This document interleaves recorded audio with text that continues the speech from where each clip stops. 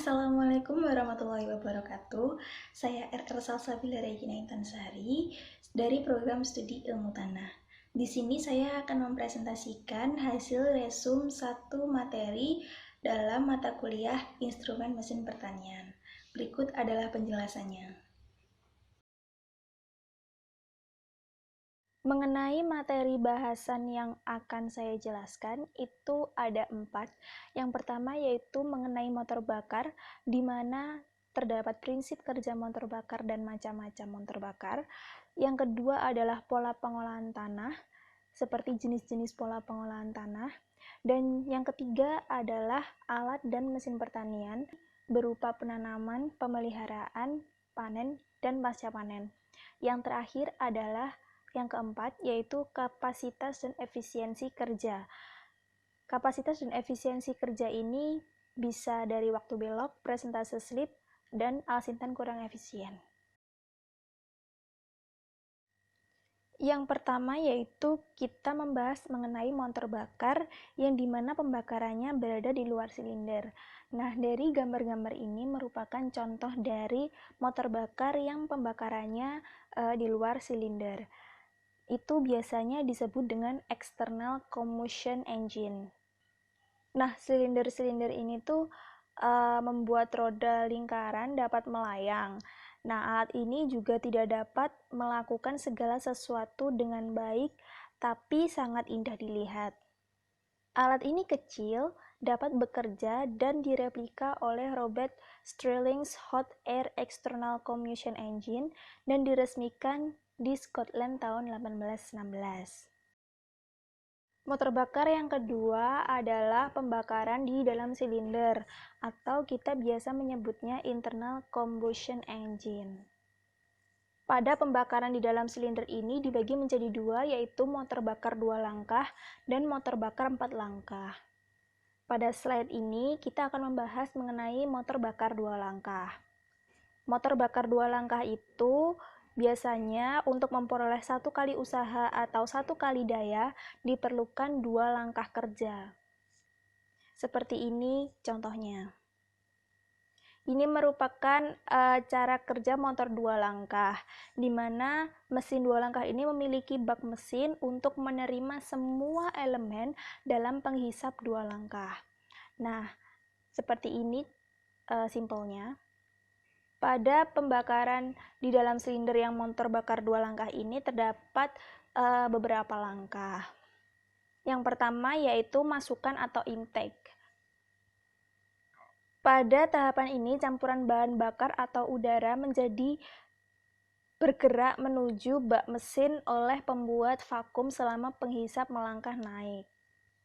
Kemudian pada saat langkah ke bawah, katup kecil memaksa tertutup karena peningkatan tekanan pada bak mesin. Campuran bahan bakar kemudian ditekan dalam bak mesin selama sisa langkah. Langkah yang berikutnya yaitu transfer atau pipa asap. Pada langkah terakhir ini, penghisap membuka bagian seluruh saluran masuk mengikuti penekanan campuran bahan bakar atau udara dalam bak mesin untuk keluar dari penghisap menuju silinder utama. Kemudian akan dilakukan pemampatan.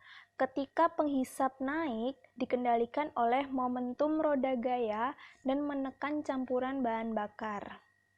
Selanjutnya, tenaga atau power di bagian atas stroke, busi membakar bahan bakar campuran, dan pembakaran bahan bakar membesar sehingga menggerakkan penghisap menuju ke bawah untuk melengkapi siklus. Dan kemudian akan kembali lagi ke fase masukan atau intake. Selanjutnya adalah motor bakar 4 langkah. Untuk memperoleh 1 kali usaha atau 1 kali daya, diperlukan 4 langkah kerja. Nah, yang pertama yaitu hisap atau suction. Campuran air dan minyak tanah tertutup melalui katup pada silinder atas. Kemudian setelah tahap hisap atau suction, menuju ke tahap yang selanjutnya yaitu kompresi atau compression. Penghisap mulai bergerak ke atas dan udara masuk pada katup yang menutup, menekan udara panas dengan hebat yang akan terjadi setiap 2 kali stroke ke atas penghisap. Tahap selanjutnya yaitu tenaga atau power. Businya itu akan terbakar dan kombinasi dari busi dan temperatur tinggi pada campuran dalam silinder membakar bahan bakar uap menghasilkan ledakan menekan penghisap kembali ke bawah. Langkah yang terakhir yaitu pembuangan atau exhaust. Pada akhir, stroke menurun ketika penghisap mencapai bottom dead center atau BDC. Bagian pembuangan asap terbuka dan silinder bergerak dengan cepat membersihkan bahan bakar yang terbakar oleh tekanan penghisap yang meningkat pada silinder. Seluruh siklus ini berulang setiap 2 kali perubahan pada poros engkol. Bahasan selanjutnya yaitu mengenai pengolahan tanah. Pengolahan tanah sendiri ini memiliki tujuan utama, yaitu menciptakan kondisi tanah yang paling sesuai untuk pertumbuhan tanaman dengan usaha yang seminimum mungkin. Menurut Kepner et al. Tahun 1972, tujuan pengolahan tanah adalah menciptakan struktur tanah yang dibutuhkan. Yang dibutuhkan di sini maksudnya adalah dibutuhkan untuk apa? Untuk persemaian atau untuk tempat tumbuh benih. Nah, tempat yang padat diolah sampai menjadi gembur sehingga mempercepat infiltrasi dan berkemampuan baik untuk menahan curah hujan, memperbaiki aerasi, dan memudahkan perkembangan akar tanaman. Yang kedua yaitu peningkatan kecepatan infiltrasi. Nah, infiltrasi yang semakin cepat itu akan menurunkan runoff dan mengurangi bahaya erosi pada suatu lahan. Yang ketiga yaitu menghambat atau mematikan tumbuhan pengganggu. Yang keempat, membenamkan tumbuhan-tumbuhan ke dalam tanah untuk menambah kesuburan tanah. Tumbuhan-tumbuhan yang dimaksud adalah tumbuhan-tumbuhan yang sudah tidak terpakai atau tumbuhan-tumbuhan yang bisa dibilang tumbuhan organik yang dapat meningkatkan kesuburan tanah nantinya.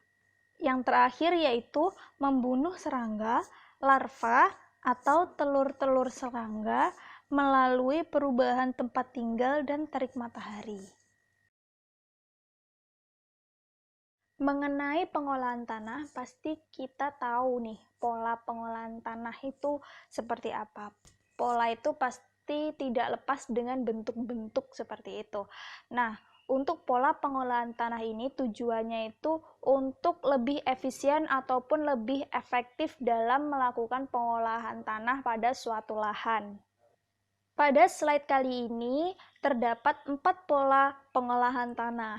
Yang pertama yaitu pola tengah, yang kedua yaitu pola tepi, yang ketiga yaitu pola keliling tengah, yang keempat yaitu pola keliling tepi. Yang pertama kita akan membahas mengenai pola tengah. Pola tengah itu seperti ini. Nah, pembajakan dilakukan dari tengah membujur lahan, kemudian pembajakan kedua dilakukan pada sebelah hasil pembajakan pertama. Nah, traktor itu diputar ke kanan dan membajak rapat dengan hasil pembajakan pertama. Pembajakan berikutnya dengan cara berputar ke kanan sampai ke tepi lahan.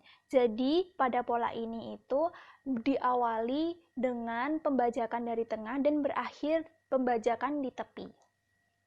Pola ini cocok untuk lahan yang memanjang dan sempit. Untuk lahan yang selain memanjang dan sempit, mungkin pola ini kurang efektif dan kurang efisien untuk dilakukan pengolahan. Selanjutnya adalah pola tepi. Seperti ini bentuk pola tepi, hampir sama dengan pola tengah, namun pola tepi diawali dengan pembajakan dari tepi dan berakhir pembajakan di tengah. Pembajakan dilakukan dari tepi membujur lahan, lemperan hasil pembajakan ke arah luar lahan. Pembajakan kedua pada sisi seberang pembajakan pertama dengan traktor diputar ke kiri dan membajak dari tepi lahan dengan arah sebaliknya. Pembajakan berikutnya dengan cara berputar ke kiri sampai ke tengah lahan. Pola ini cocok untuk lahan yang memanjang dan sempit, sama seperti pola tengah. Untuk pola tengah dan pola tepi ini, pasti ada bagian tepi-tepi lahan yang tidak terbajak, sehingga perlu dibajak manual menggunakan cangkul atau yang lain. Selanjutnya adalah pola pembajakan keliling tengah. Seperti ini bentuknya. Seperti halnya pola tengah, berawal pembajakan dari tengah dan berakhir pembajakan dari tepi. Namun bedanya untuk pola keliling tengah ini lebih mengelilingi lahan dari sudut ke sudut. Jadi mengikuti bentuk lahan sehingga membentuk seperti bujur sangkar. Pengolahan tanah dilakukan dari titik tengah lahan, berputar sejajar sisi lahan sampai ke tepi lahan. Lemparan pembajakan ke arah dalam lahan. Pada awal pengolahan, operator akan mengalami kesulitan dalam membelokkan traktor. Namun, pola ini cocok untuk lahan yang berbentuk bujur sangkar dan pola pengolahan ini cocok untuk lahan yang berbentuk bujur sangkar dan lahan tidak terlalu luas. Diperlukan lahan untuk berbelok pada kedua diagonal lahan. Lahan yang tidak terbajak dibajak pada 2 atau 4 pembajakan terakhir. Nah, untuk sisa lahan yang tidak terbajak diolah dengan cara manual menggunakan cangkul. Yang keempat yaitu pola keliling tepi. Pola keliling tepi ini hampir sama dengan pola tepi. Hanya saja perbedaannya untuk pola keliling tepi ini lebih mengelilingi lahan dari sudut ke sudut, sehingga membentuk seperti bentuk bujur sangkar. Pengolahan tanah dilakukan dari salah satu titik sudut lahan, berputar ke kiri sejajar sisi lahan sampai ke tepi lahan. Lemparan pembajakan ke arah luar lahan. Pada akhir pengolahan, operator akan kesulitan dalam membelokkan traktor. Namun, pada pola pengolahan ini cocok untuk lahan yang berbentuk bujur sangkar dan lahan tidak terlalu luas, seperti pola keliling tengah. Diperlukan lahan untuk berbelok pada kedua diagonal lahan. Lahan yang tidak terbajak tersebut dibajak pada 2 atau 4 pembajakan terakhir. Sisa lahan yang tidak terbajak diolah dengan cara manual menggunakan cangkul. Untuk pola pengolahan tanah yang terakhir adalah pola bolak-balik rapat. Pengolahan dilakukan dari tepi salah satu sisi lahan dengan arah membujur, arah lemparan hasil pembajakan keluar. Setelah sampai ujung lahan, pembajakan kedua dilakukan berimpit dengan pembajakan pertama. Arah pelemparan hasil pembajakan kedua dibalik, sehingga akan mengisi alur hasil pembajakan pertama. Pembajakan dilakukan secara bolak-balik sampai sisi lahan. Pola ini cocok untuk lahan yang memanjang dan sempit, seperti pada pola tengah dan pola tepi. Selanjutnya, pembahasan mengenai alat dan mesin budidaya pertanian dalam penanaman. Alat dan mesin penanaman saya ambil dari komoditas padi, yaitu rice transplanter. Rice transplanter merupakan mesin penanaman khusus yang cocok untuk mentransplantasikan benih padi ke sawah. Rice transplanter adalah alat penanam benih padi dengan jumlah, keadaan, jarak, dan kondisi penanaman yang dapat diseragamkan. Konsep alat ini adalah memberikan jarak yang pas antara satu barisan padi dengan barisan padi lainnya. Jarak antar baris ini dapat dimanfaatkan untuk memudahkan dalam melakukan pemeliharaan tanaman padi. Alat ini direkomendasikan oleh Badan Penelitian dan Pengembangan atau Litbang Kementerian Pertanian karena sistem ini ternyata mampu meningkatkan produksi hingga 30%. Untuk cara pengoperasian mesin transplanter ini dibedakan menjadi dua, yaitu yang pertama walking type, operator ikut berjalan secara perlahan tepat di belakang mesin penanam sembari mengarahkan kerapian dalam penanaman di suatu area persawahan. Gambarnya seperti ini. Untuk cara pengoperasian yang kedua adalah dengan riding type. Operator dapat mengendarai mesin tanam seperti layaknya sebuah kendaraan mini, sehingga memudahkan dalam meningkatkan operator tanpa harus berjalan. Contohnya seperti ini.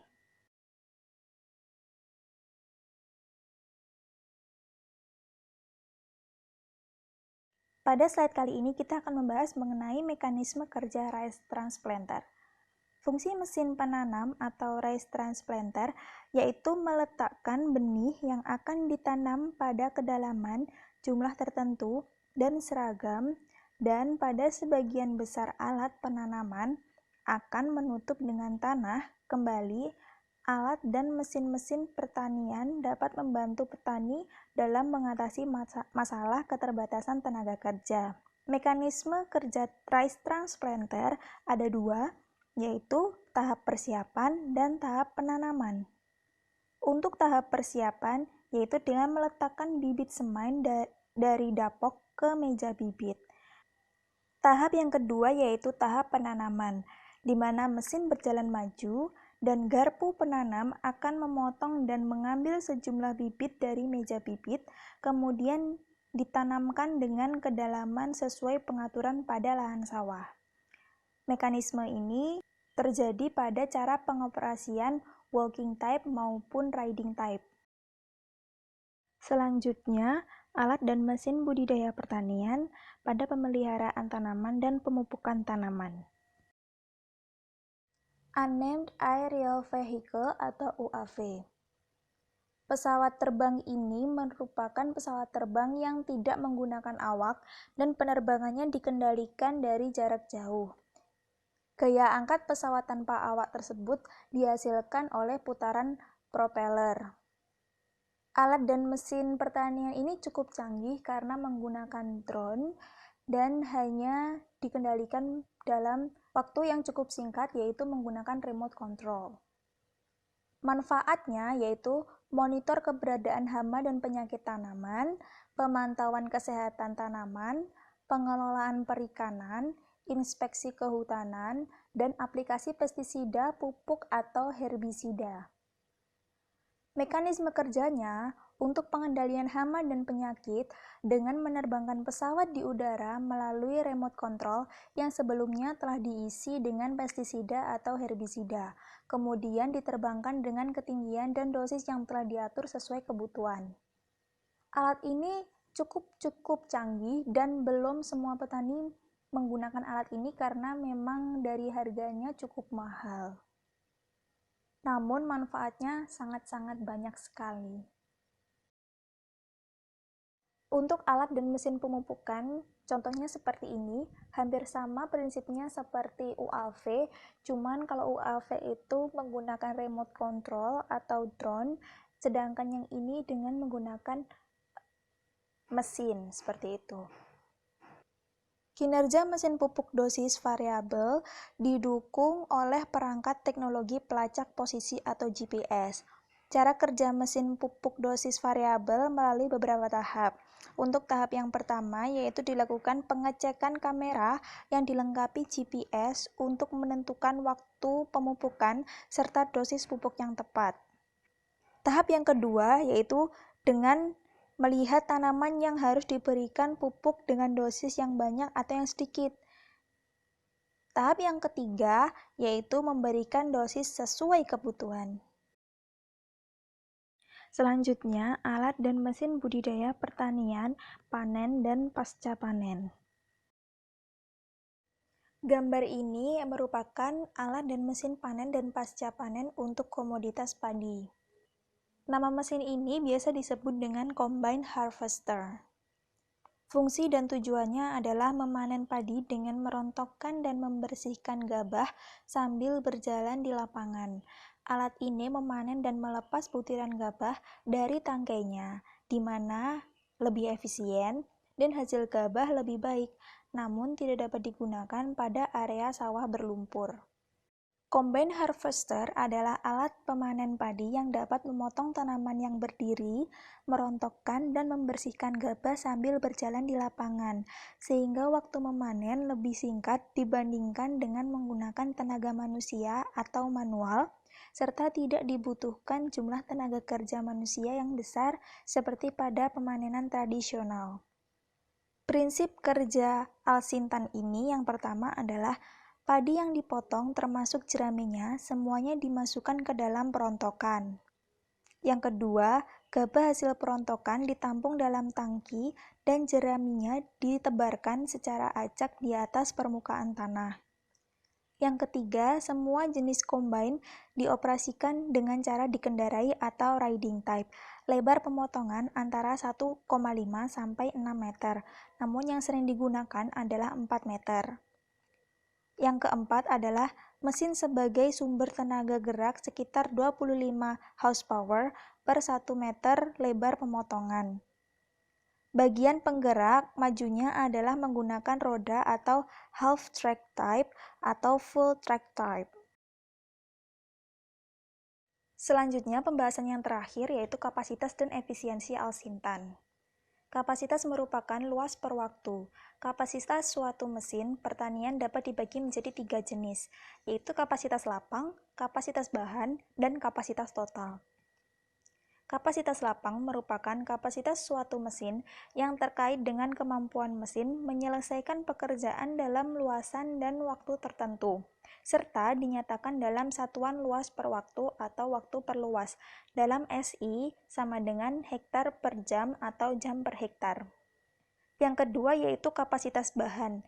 Kapasitas bahan merupakan kapasitas mesin terkait dengan kemampuan mesin dalam menghasilkan produk tertentu dalam waktu tertentu atau sebaliknya, dan dinyatakan dalam satuan berat bahan produksi per waktu atau waktu per berat bahan. Dalam satuan SI sama dengan kilogram per jam atau jam per kilogram. Yang ketiga yaitu kapasitas total. Kapasitas total merupakan sama dengan kapasitas bahan, hanya saja dalam hal ini kemampuan mesin untuk mengeluarkan hasil sampingan produk atau limbah juga diperhitungkan sebagai penentu. Satuannya sama dengan kapasitas bahan. Ketiga jenis kapasitas tersebut merupakan kapasitas teoritis, biasanya tidak mungkin mengoperasikan mesin secara kontinu atau terus-menerus, sehingga secara substansial, kapasitas aktual atau efektif lebih kecil daripada kapasitas teoritis. Efisiensi waktu adalah persentase yang menyatakan rasio antara waktu mesin beroperasi secara efektif dengan total waktu mesin beroperasi.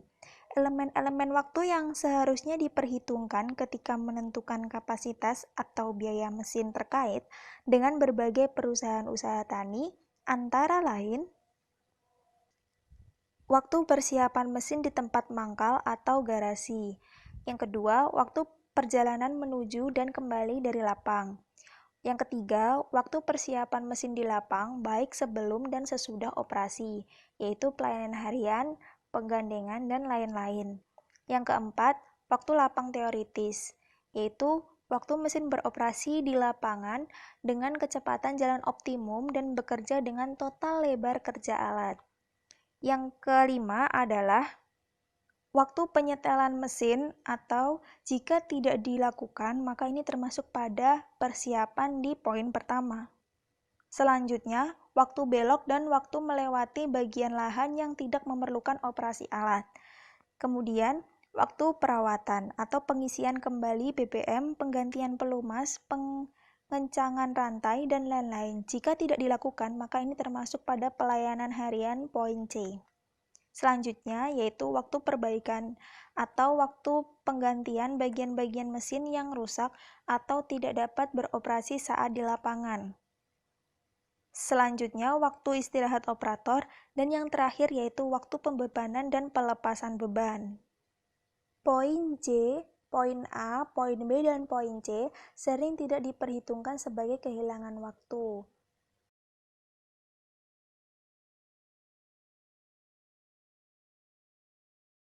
Selanjutnya yaitu kapasitas kerja Al-Sintan. Kapasitas kerja merupakan kemampuan kerja suatu alat atau mesin dalam memperbaiki hasil per satuan waktu. Kapasitas kerja pengolahan tanah merupakan berapa hektar kemampuan suatu alat dalam mengolah tanah per satuan waktu. Kapasitas kerja suatu mesin dapat diketahui melalui identifikasi mesin dan praktek lapang.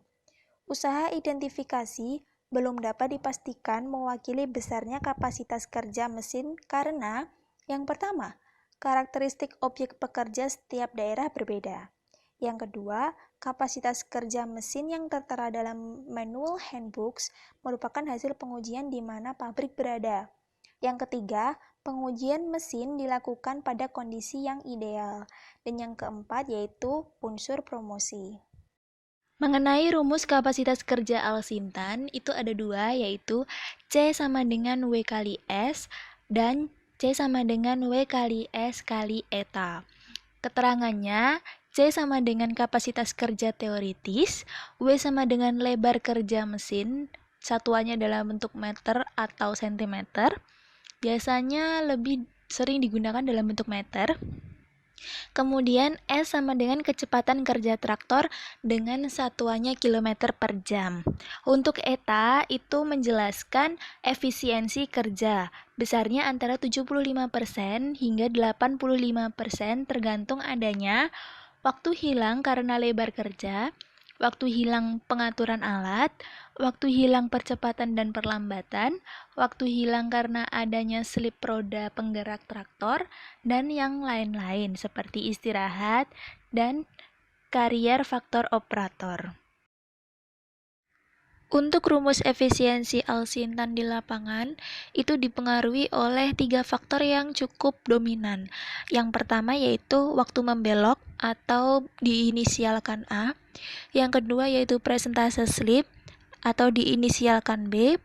Dan yang ketiga yaitu kehilangan waktu karena mesinnya kurang efisien atau dimisalkan C. Sehingga akan ditemukan rumus efisiensinya. Untuk rumus waktu membelok, itu kita misalkan A% dengan rumus seperti berikut. T2 dibagi T1 plus T2 dikali 100%, di mana T1 dalam satuan detik adalah waktu yang dipakai untuk berjalan dengan baik pada saat alat beroperasi atau membajak saja. Dan T2 dalam satuan detik adalah waktu yang dipakai berputar di ujung lahan bajakan. Rumus dari presentase slip atau B% itu adalah sebagai berikut, yaitu buka kurung Pi kali D kali N tutup kurung dikurangi 100 dibagi buka kurung Pi kali D kali N tutup kurung dikali 100%. Untuk keterangannya, D itu merupakan diameter roda belakang suatu traktor dengan satuan meter. Di lapangan yang akan dibajak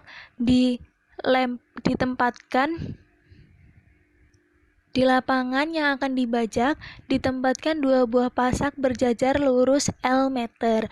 Jumlah putaran roda belakang traktor untuk menempuh jarak L meter adalah N kali.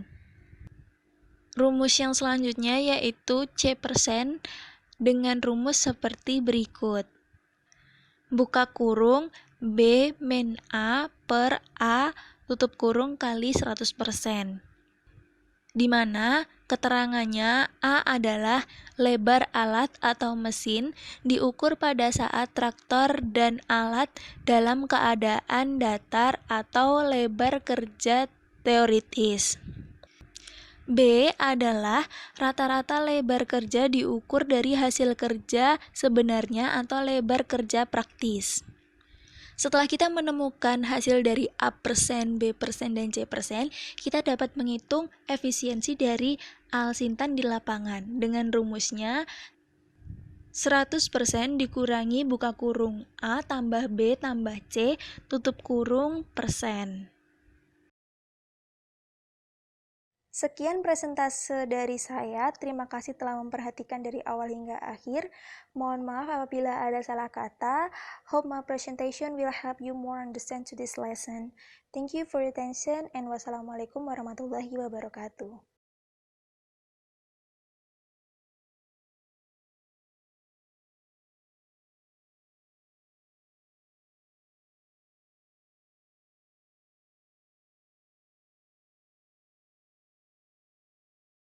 Sekian presentasi dari saya, kurang lebihnya saya mohon maaf.